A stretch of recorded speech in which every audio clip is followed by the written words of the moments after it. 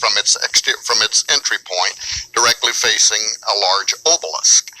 Now, it really is one of the most openly hidden secrets that's known by all occultists and alchemists and or people who are researchers and who have studied that kind of symbolism in the past, who know that that is a design that originated in ancient Egypt. A dome facing an obelisk. It comes from the myth of Osiris, the story of Osiris's evil brother Set murders him and chops him into 14 pieces and throws all the pieces into the Nile, and that was just very central to Egyptian belief.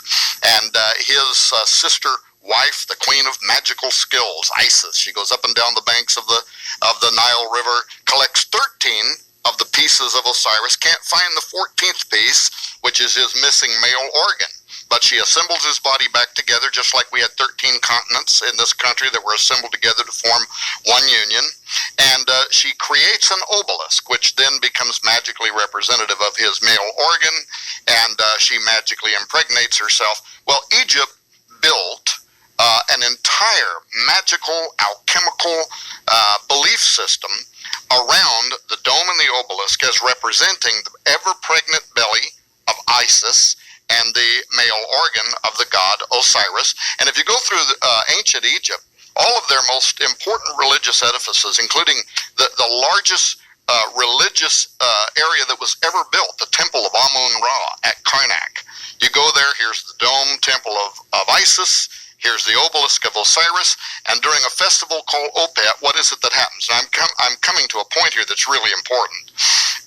The pharaoh, during the festival of Opet, would go inside this ever-pregnant belly of Isis, the dome of Isis.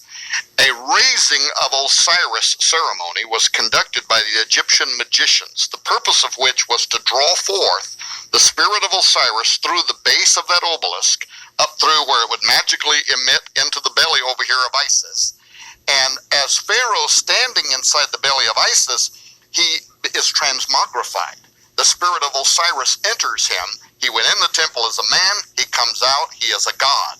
He is Osiris in flesh, which is also known as Horus, the son of Osiris. And this way, Egypt knows they have divine representation in the leader of their country. Now, fast forward to our day. At the Vatican, you have a dome facing an obelisk. And by the way, that obelisk was taken from the city of Heliopolis, the ancient city of On in the Bible, where it was dedicated to the god Osiris. It is literally one of the obelisks of Osiris, was removed there, and eventually was put into the middle of St. Peter's Square there.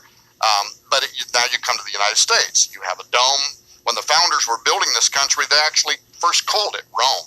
They were designing it, if you will, after that same ancient pattern from both Egypt and the Vatican. And now, here's the point that's really important. When you talk about occultists and what they believe, and you look at Washington, the dome, and this giant obelisk known as the Washington Monument, the largest of its kind in the world, built by Freemasons in honor of George Washington. It's 6,666 inches high. It's 666 inches wide along each of the perimeters. It's based on a magic square. It's just a tremendous amount of occultism. But here's what I was told by a U.S. senator. I was doing his radio show. I won't name his name, but I can verify this. And he told me on his show, he said, yes, but were you aware that just what they did in Egypt is what they still do in Washington, D.C., that at the inauguration of every United States president, the raising of Osiris ceremony is conducted by these modern Egyptian magicians in the House of the Temple, the Herodome, right over by the White House, the headquarters of the Scottish Rite Freemasonry, for the purpose of what? Mystically instilling the god Osiris in our U.S. presidents? I can't imagine Ronald Reagan would have been interested in that. But they're doing it because they're looking forward to the day when that god is actually going to return and enthrone himself as the leader of this country. I went to the Herodome. I set this up. My wife went with me, Nita, who could verify this. We went inside on a private tour, and I asked the 33rd degree Freemasons, I said, is that true? And they wouldn't answer that question. They answered every other question.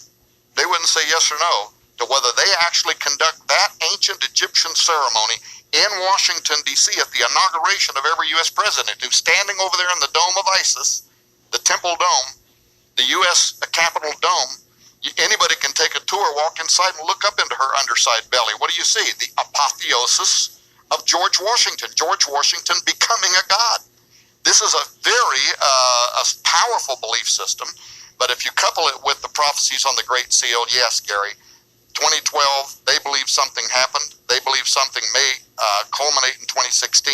They're looking forward to the fulfillment of that prophecy that is on the Great Seal. Henry Wallace, the 33rd Vice President of the United States, wrote extensively how he, Roosevelt, who was responsible for putting the Great Seal on the U.S. dollar bill, they believed that this was a prophecy about the coming of the God of Freemasonry, and on his arrival, the United States would rise up and become the global leader of the New World Order. They believed in those prophecies, and I bet the average American doesn't know they're carrying in their wallet and they're carrying in their purse. More often than they have the Bible on their person, they're carrying a prophecy about the coming of who we would call the Antichrist, because, as you know, Apollo, which is prophesied to come on the Great Seal, is the same spirit identified in the New Testament as the spirit that will fill the Antichrist, the man of sin.